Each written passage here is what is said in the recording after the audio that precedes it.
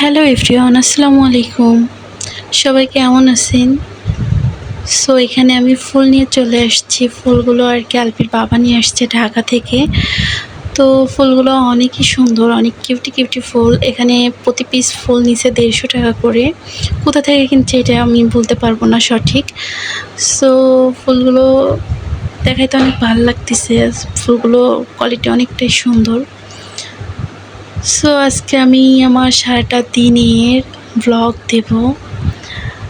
তারপরে আলপির বাবা যখন আসছে তখন এই যে তরমুজ, বাঙ্গি এগুলো নিয়ে আসছে। সো এগুলা আলপিদের কেটে দিছি। আর বিকালের দিকে এই যে যশোরের বুকে মেঘ নামছে, বৃষ্টি নামছে, ঝড়ও হচ্ছে। অনেক ভালো লাগতেছিল।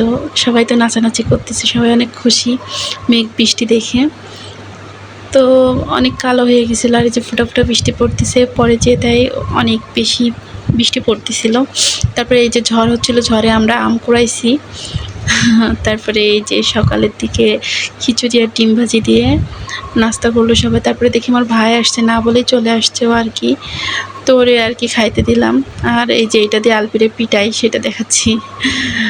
আর এখানে নুজাইরা আর কি ও মজার একটা জিনিস কি এইটাই যে ও চেয়ারে বসলে খাইতে পারে না, নিয়ে খাইতে পারে না। ও টেবিলের উপরে উঠাই দিলে তাই ওখান থেকেও নিয়ে খাইতে পারে।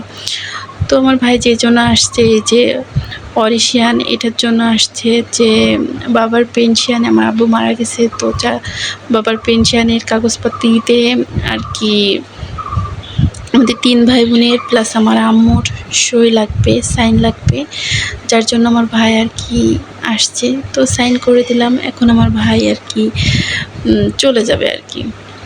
তো